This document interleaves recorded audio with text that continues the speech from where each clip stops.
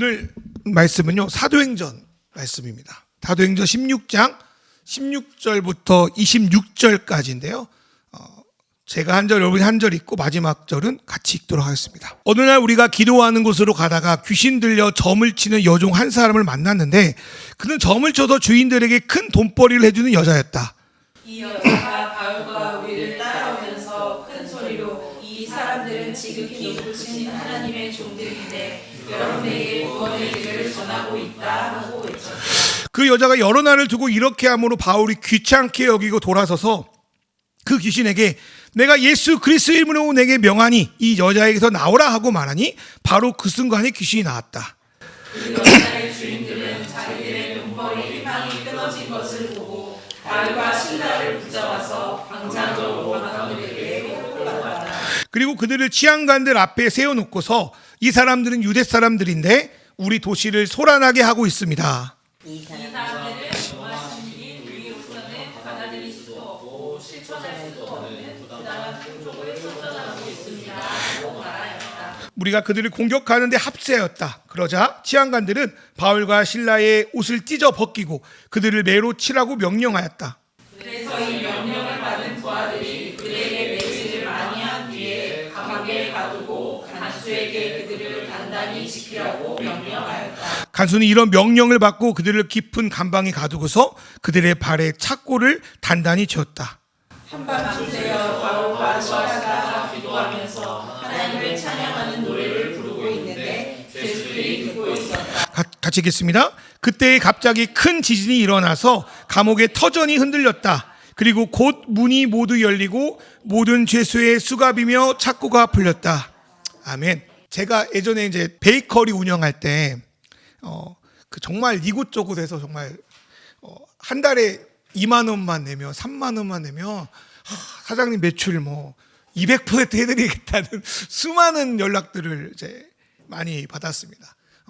네이버라고 이야기하지만 네이버를 사칭하는 이제 수많은 홍보회사에서 이렇게 연락이 오는 거죠. 아, 사장님 매출 올리겠다고 막 증거 사진 보여주고 막 이런 걸 봤는데 말은 너무나도 좋죠. 저희가 홍보하면 이렇게 해주겠습니다. 이런저런 효과가 있습니다. 그게 그 말대로 잘 되면 너무나도 감사한 일이죠. 물론 그런 어떤 SNS나 이런 뭐 네이버 블로그나 이런 홍보를 하면 사업장 매출에 실제 도움이 되는 경우가 많이 있습니다. 그러나 많은 경우 홍보를 해주겠다고 하지만 별로 효과도 없고 신경도 잘 안 써주고 그리고 약정까지 걸어놔가지고 홍보 비용만 축내는 경우도 많이 있습니다. 저도 순간 넘어갈 뻔했거든요. 네, 그렇습니다. 그럴 경우에는 우리나라 뭐 옛날 말을 빌어서 홍보를 하느니만 못하다라는 말이 나올 수 있습니다. 신앙도 그런 것 같아요. 어떤 분들은 예수 믿어야 구원받는다라고 말하고 다니는데 어떤 분들은 사람들이 그 사람의 말을 듣고 뭐 진심으로 받아들이는데 도움이 될 수도 있는데 어떤 분들은 차라리 예수를 믿는다는 소리를 안 하는 게 좋겠다 생각할 정도로 방해가 되기도 합니다. 뭐 예전에 뭐 베리집 들고 다니는 것도 그렇고 태극기 집회도 그렇고 뭐 그런 집회들이 예수를 부르짖으면서 혐오를 조장하고 누군가를 죽여야 된다고 말하는 것들을 보면 예수가 전하는데 오히려 방해가 된다라는 생각이 들었습니다. 왜 같은 하나님, 같은 예수님을 부르는데도 왜 그렇게 차이가 나는 걸까? 저도 이번 주 사도행전 그 말씀을 묵상하면서 그와 비슷한 장면을 빌립보에서 이번에 제 스스로는 새롭게 찾아내었습니다. 고대 그리스 로마 사회에서 사람들은 그 신들의 사제에게 찾아가 소위 점치는 일이 많았습니다. 여러분 그리스 신화를 보면 델포이 신전, 아폴론의 델포이 신전이 많이 등장하는데 그곳에서 여사제들이 어떤 뭐 약을 먹은 걸로 추정돼요. 약을 먹고 뭔가 황홀경에 빠진 상태에서 어떤 예언을 하고 점을 치는 곳, 그게 델포이 신전이었습니다. 또한 우리나라 무당들처럼 뭔가 이게 신 들린 사람들이 쳐주는 점은 용하다고 해서 사람들에게 인기가 많았던 걸로 생각이 듭니다. 오늘 성경에 나오는 이 여종도 신이 들린 것 같으니까 사람들에게 너무나도 인기가 많아서 그 주인에게 많은 복채, 돈을 벌어다 주는 여자였습니다. 한편 바울 사도는요, 빌립보에 뭔가 드러내고 복음을 전할 수가 없었던 것 같아요. 그 당시에 어떤 회당이나 어떤 공공장소가 아니면 어떤 사람들이 막 그 신을 전하거나 뭐 이야기하거나 이런 것들이 조금 제재가 되었던 것 같아요. 그래서 바울은 빌립보에서는 빌립보는 작아가지고 회당이 없었나 봐요. 유대인 공동체 별로 없어서. 그래서 필요한 일을 찾아 복음을 전하는 방식을 취했던 것 같습니다. 그런데 자기는 조용하게 이렇게 한 사람 한 사람 만나가지고 복음을 전하려고 생각을 하고 있었는데 갑자기 이 용하다는 귀신 들린 여종이 이상하게 바울을 쳐다보고 따라와가지고는 계속 바울이 원래 해야 되는 말 같지 않습니까? 지극히 높으신 하나님의 종이다. 우리는 여러분에게 구원의 복음을 전하고 있다. 바울과 그의 팀이 전할 법한 이야기를 대신 외치기 시작합니다. 며칠 동안 이들이 있는 곳마다 따라와서 소리를 지르면서 이 사람들은 지극히 높으신 하나님의 종들인데 여러분에게 구원을 전하고 있습니다 라고 막 이 귀신 들린 용하다는 이 요즘 말로 점쟁이 무당이 계속적으로 외치는 거예요. 만약에 우리가 그 이후의 내용을 모르면 이 여자가 성령의 도움을 받아서 바울의 사역에 도움을 주고 있다고 생각할지도 모르겠어요.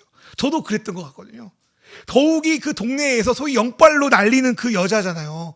그러니까 바울을 막 지극히 높으신 하나님의 종으로 축켜 세우면 오히려 복음 전파에 도움이 되는 거 아닌가라는 생각도 할 것 같아요.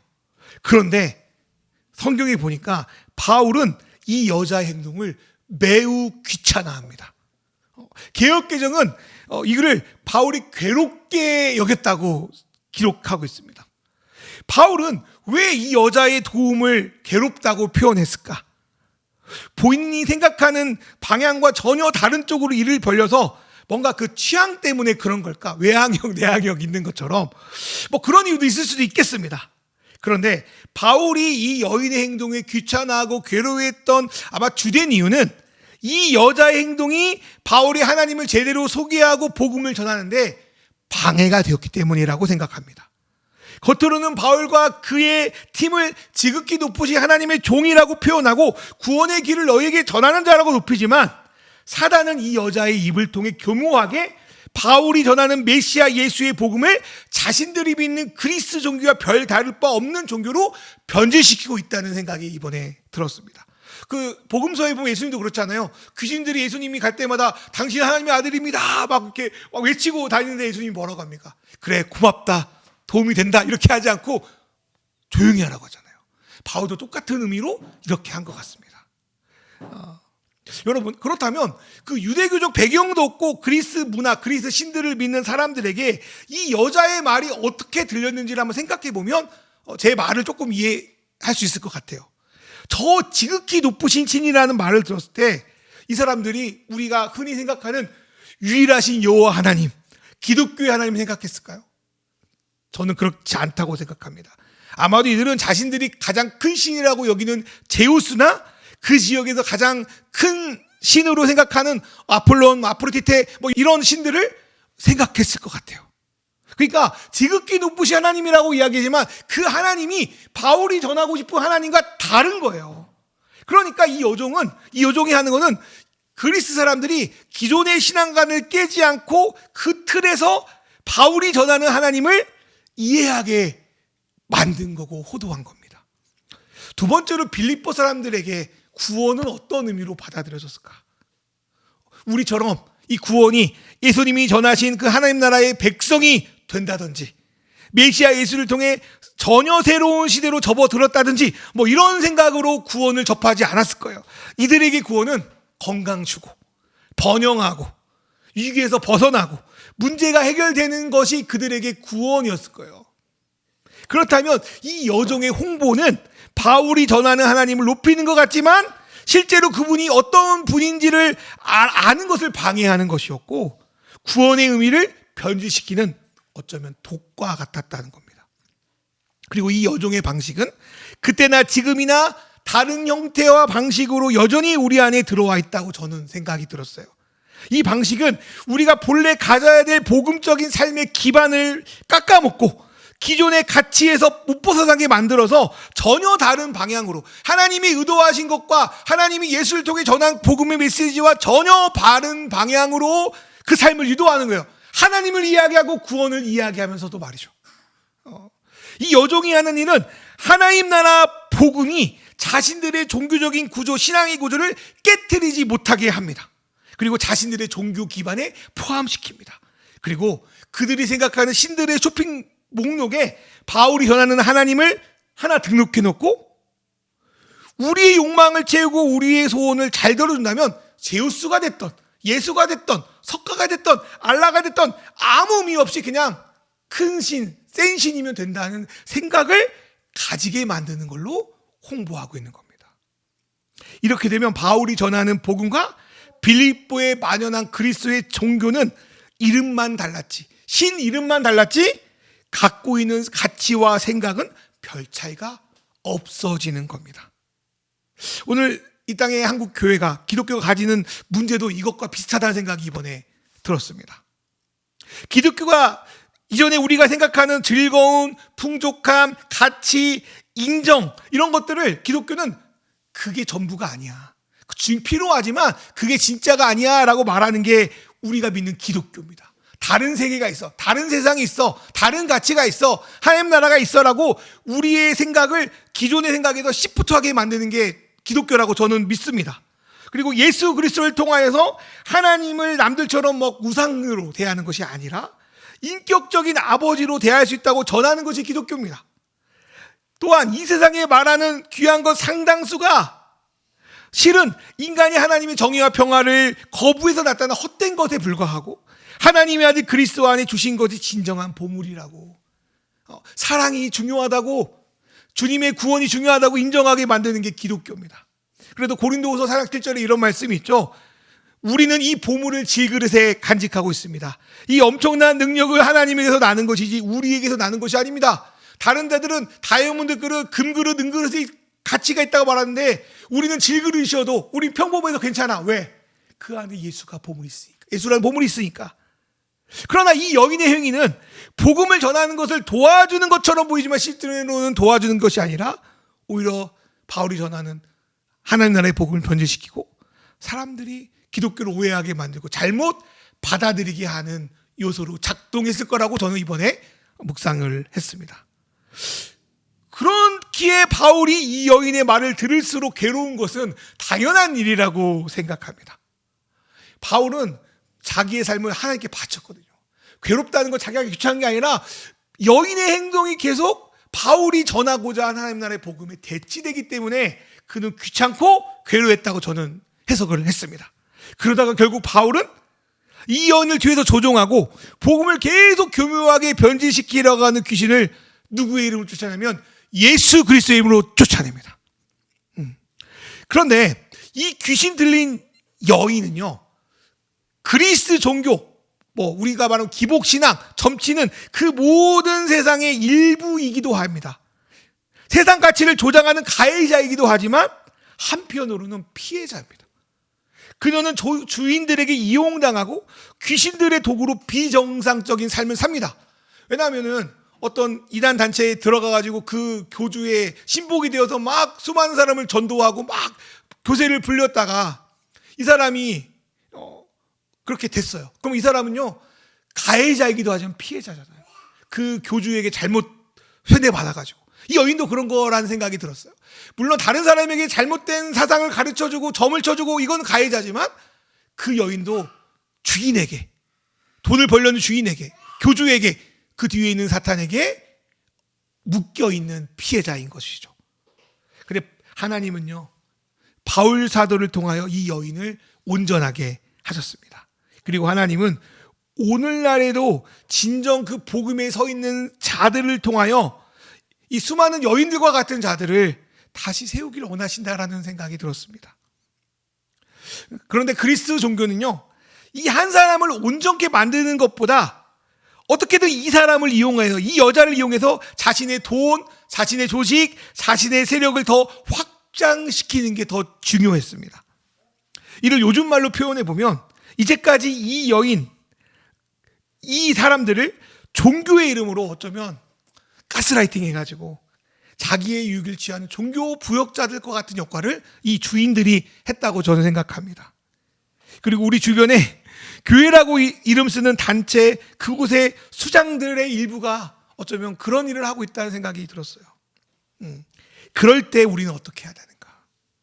바울이 뭐라고 외치냐면 예수의 이름으로 내게 발견한다라고 말합니다. 이 예수의 이름을 외친다는 게 어떤 의미인지를 생각해 봤습니다. 저는 어릴 때 주문처럼 예수 이름 외치면 귀신 쫓아내가지고 맨날 뭔 일 있으면 막 제가 스스로 예수의 이름으로 불러가라 막 그런 일 많이 했거든요. 지금 생각해보면 그런 의미로 예수의 이름을 부르는 건 아니었던 것 같아요. 그런 의미로만. 우리는 어릴 때 저는 뭐 단순히 예수의 이름을 막 주문처럼 막 뭔 일이 있을 때 예수의 이름 그렇게 해서 문제를 해결하는 게 예수의 이름이라고 생각했던 적도 있어요. 그런데 여기서 말하는 예수의 이름이 그런 거냐고요, 단순히. 제가 뭐 완벽하게 제가 찾아본 건 아닌데, 제가 이번에 이제 예수의 이름 뭐 이런 찬양을 준비하려고 콘티를 짜는데 나름 쉽지 않았습니다. 제가 이제 검색력이 떨어져서 그럴 수도 있어요. 근데 예수님 위대하시다, 예수님 강하시다, 능력 많으시다, 우리의 소원을 들어주신다, 위로하신다, 보호하신다, 아주 좋은 메시지. 이 메시지가 대부분 나를 향한 메시지. 예수가 나에게 좋은 거야, 좋은 유익을 준다는 메시지는 참 많아요. 그런데 이러한 내용은요, 우리 종교 말고 다른 종교에도 똑같이 씁니다. 우리가 믿는 신이 대빵이고, 우리가 믿는 신이 힘도 세고, 우리가 믿는 신이 강하고 우리를 도와주고, 뭐 그런 이야기들은 다른 종교에 너무 많아요. 그렇다고 예수님의 이름이 능력이 없다 이런 게 아니에요. 예수님 강하고 능력이 많아요. 그런데 우리가 믿는 예수님이 왜 오셨는지, 그분이 어떤 일을 꿈꾸셨는지, 무엇을 가르치고 일하시는지, 예수의 죽음과 부활이 어떤 의미가 되는지, 예수님 제자들에게 어떤 걸 정말 맡기셨는지에 대한 고백 찬양은 별로 없더라고요. 물론 뭐 찬양이 가사가 적으니까 그럴 수도 있겠다 생각이 들었어요. 그래서 고르기가 참 어려웠습니다. 예수님을 계속 주문처럼 외우고 실제 예수님을 모르면 우리는 예수님을 무슨 심볼처럼 여겨요. 예전에 뭐 예수 믿지 않는 분들도 십자가 차온다고 뭐라고 했던 뭐 그런 목사님도 계셨던 거 기억이 나는데, 그냥 우리 똑같은 거야. 예수님을 부르고 십자가를 이야기하지만 그 예수님이 누군지 모르는 거예요. 예수님은 그냥 진이의 램프처럼 여기는 거예요. 그러나 예수님을 모르고 신앙생활을 합니다. 그런데 그런 세상신과 다른 예수, 내 욕망을 추구하는 덩어리가 아니라 예수님을 하나님이 직접 보내셔서 진짜 하나님 누군지 가르쳐 주신 그 예수를 정말 알고 그분의 이름을 선포할 때 이 여인의 사슬이 끊긴다고 생각합니다. 우리의 사슬이 끊긴다고 생각합니다. 그래서 이 사슬이 끊기면 그동안 자기를 어떤 이름으로 속이고 이용했던 것들로부터 벗어나서 진정한 통치자이신 구주이신 예수 안에서 자유를 얻는다고 저는 믿습니다. 그런 면에서 그때도 지금도 예수가 하나님을 유일하게 아는 통로이자 잘못된 신앙과 생각을 벗어나게 만드는 해독제라고 저는 믿습니다. 제가 좋아하는 존경하는 목사님께서 1, 2년 전에 어떤 방송에서 이런 말을 했던 것 같아요. 이 땅의 교회는 결국 두 가지 길을 걸 것이다. 한쪽은 계속 진가 방식을 고수하여 세상과 유리되어 계속 자기만의 성을 쌓을 것이다. 그러나 다른 한쪽은 예수 그리스도께 집중하고 그분을 배우고 그분의 제자가 되어 살아갈 것이다. 자기는 여기에 소망이 있다고 믿는다. 여러분, 예수님 맨날 이야기하지만, 예수님 맨날 부르시지만 의외로 예수님을 잘 모릅니다. 정말 예수에 집중할 시기가, 예수의 삶에 집중할 시기가 바로 오늘이라는 생각이 듭니다. 예수 이름을 부르면서 자기의 욕망을 드러내는 주문처럼 예수님을 이름을 이용하는 게 아니라 그 이름이 어떤 의미인지, 그 이름을 부르는 게 어떻게 살아야 되는지, 그분이 우리를 위해서 왜 오셨고 무슨 일을 해야 되는지를 깊이 받아들이고 그분의 이름을 내 삶에서, 요즘에는 그 이름을 부르는 게 중요한 게 아니라 그 이름으로 살아가는 삶. 하나님은 그런 자들을 통해서 그때도 지금도 미망에 빠져 있는 가해자면서도 피해자기도 한 이 여인을, 우리를, 이 세계를, 이 땅을 회복시킬 줄 믿습니다. 그래서 예수를 아는 게, 제대로 아는 게 참 중요하다고 저는 믿습니다. 그런데요, 이 세상은 그때도 지금도 예수를 제대로 알게 하는 것을 방해합니다. 사단은 이렇게 말하는 것 같아요. 세상은, 야, 예수라는 이름 마음대로 사용해, 쓰고 찬양도 해, 뭐 예배도 드려. 그런데 예수는 누구인지 제대로 알려고 하지 마. 어렸을 때부터 대충 들인 이미지대로 그렇게 예수를 생각하고 살아가. 그러나 예수가 누구인지를 내가 알고 받아들여서 세상이 가리고 있는 미몽에서 깨어나게 되면 이들은요, 세상 가치와 하나님 나라, 다른 하나님 나라 방식으로 살아가기 때문에 충돌이 일어나요. 예수를 믿는다고 해도 예수를 모르면 세상과 부딪힐 게 없어요. 똑같아. 정말 예수의 삶을 알면 예수가 이 땅에서 그랬던 우리는 부딪히게 되는 거예요. 왜냐하면 자신의 종으로 자기에게 이익을 가져다 둔 자들이 예수를 만나니까 자기의 손아귀에서 벗어나니까 부딪히는 거예요. 여종의 주인들이 이거에 화가 나서 바울과 실라를 팩트와 다른 얼토당토한 가짜뉴스로 모함한 것처럼 오늘날에도 그 미몽에서 벗어나려고 하면 그렇게 나오려고 하는 이들을 비방하고 유혹하고 속이는 일이 벌어지고 있습니다. 바울이 대대적으로 집회를 연 것도 아니고 도시를 소란시킨 적도 없는데 오히려 이들은 바울이 도시를 소란시켰다고 대놓고 비판합니다. 적반하장경으로 바울이 사람들을 선동했다고 지들이 선동했으면서 그리고 도시 당국자들을 부추겨서 바울과 실라를 옥에 가두게 만듭니다. 저는 이 말씀을 읽으면서 때가 때여서 그럴지 모르겠지만 이 나라의 현실을 계속 잊게 됩니다. 자신이 무슨 애국투사이고 하나님의 종행세를 하지만 실제로 여종의 주인들처럼 자기의 유익을 위해서 수많은 사람들을 묶고 있는 거예요. 죄와 거짓으로 묶고 있는 거예요. 예수를 말하지만 실제로 예수를 보는 게 아니라 자기를 믿게 만드는 거예요. 정치인과 당국자들을 옳고 그름을 따지게 하지 않고 자신에게 유익을 향하는 방향으로 나아가는 게 이 시대의 상황을 보면서 마음이 좀 아픕니다. 그래서 바울과 실라가요 옥에 갇히게 됩니다. 뭔가 제대로 빌립보에서 뭐 교회 일을 한 것도 아니고 겨우 루디아 가정 하나에게 복음을 전한 것 같은데 야손이나 이 여종 한 명 귀신에게 놓이게 했다고 자기 거 뺏었다고 온갖 수모와 모욕을 당합니다. 이것은 하나님 나라 복음을 제대로 전하게 못하게 하려고 돈과 정치와 종교가 야합한 것처럼 느껴져요. 예수님이 그랬던 것처럼. 그럴 때 우리가 해야 될 거는 뭐냐? 한번 읽어볼까요? 사도행전 16장 25절.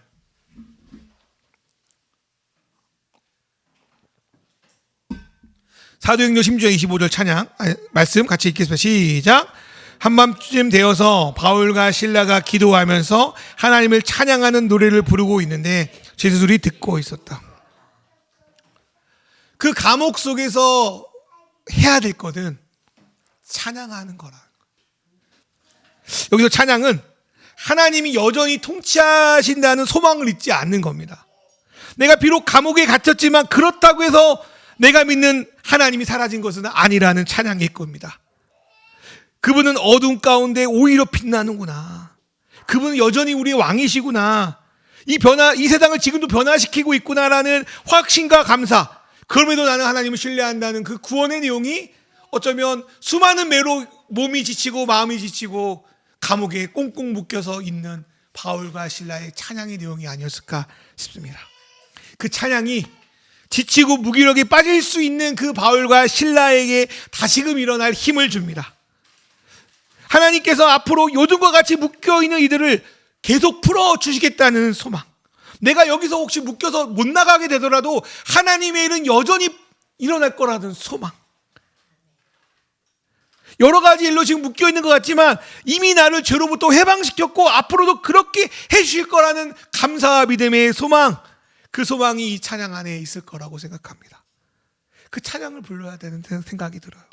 저는 이 찬양이 아마도 누가복음 18절 말씀, 주의 성령이 내게 임하셨으니 이는 가난한 자에게 복음을 전하게 하시려고 내게 길을 부으시고 나를 보내사 포로된 자에게 자유를, 눈먼 자에게 다시 보게 함을 전파하며 눌린 자를 자유롭게 하고. 저는 그냥 감히 상상컨대 바울과 실라가 불렀던 찬양의 내용이 예수님이 사역을 시작하기 전에 말씀하셨던 사명 선언문의 내용과 비슷하겠다는 생각도 들었어요. 우리가 지금 감옥 가운데 있지만 선한 일을 하다가 잡혔지만 내가 도시를 소란시키지도 않았는데 막 이것들이 우리 보고 도시를 소란시켰다고 감옥에 가두었지만 여전히 주님의 성령이 나에게 임하고 있구나. 여전히 우리에게 가난한 자에게, 포로된 자에게, 눈먼 자에게 소망을 주고 계시구나. 그리고 지금 갇혀있는 나의 삶도 주님이 여전히 같이 있게 여겨주시는구나. 그러니 나는 감사하다. 만약 이곳에서 죽는다면 이 깨어진 세상에서 해방돼서 감사하고, 여기서 나갈 수 있다면 앞선 그 여종들과 같은 처지에 있는 이들을 해방시킨 일에 나를 계속 사용하겠구나. 감사하다. 이 찬양이 신세한탄의 찬양이었으면 아마 죄수들이 안 들었을 거예요. 또 잡혀 들어왔네. 근데 감옥에 갇혔는데도 부르는 이 소망의 찬양을 죄수들이 들었고 묵상했다고 저는 믿습니다. 오늘 우리에게 이러한 찬양이 필요하다고 생각합니다. 특별히 무기력에 빠지기 쉬운 요즘 아닐까요? 그때 불러야 될 것이 이 소망의 찬양입니다. 제가 이번 설교 준비하면서 찾아보다가 그 제2차 세계대전에 그 아우슈비츠 감옥에 갇혀 있다가 그 가스실로 향했던 유대인들이 불었던 찬양이 있더라고요. 아민마민이라는 찬양인데요. 이 찬양 아민아민의 뜻이 뭐냐면 나는 메시아가 올 걸 믿습니다 라고 부르는 찬양이었대요. 이 찬양은 좋을 때 기쁠 때도 부르겠지만 절망할 때, 힘들 때, 아플 때 늦게 오시는 것 같지만 여전히 메시아가 오실 걸 믿습니다 부르면서 그 가스실로 향했던 유대인들, 그들보다 우리 상황이 나쁜 것 같지는 않아요. 그럼에도 일하신 하나님을 생각하며 부를 수 있습니다. 우리 선배들의 시편의 찬양, 예언자들이 부르던 찬양이 바로 그러한 찬양입니다. 여전히 메시아를 믿습니다. 올 것을 믿습니다. 이러한 찬양이 오늘 저와 여러분의 입과 마음과 영혼에 울려나갈 때 어두운 밤이 여전히 계속되는 것 같지만, 우리의 작은 생각들과 노력들이 계속 넘어지는 것 같지만 결국 이 밤을 물리쳐내고 새벽을 주실 그 하나님께 소망을 두며 오늘도 그분이 주신 힘으로 찬양할 수 있다고 믿습니다. 그렇게 이 어두운 밤을 제껴내시고 새벽을 주실 그 하나님께 소망을 두며 바울과 실라처럼 이 시간 우리 찬양하고 기도하면 좋겠습니다.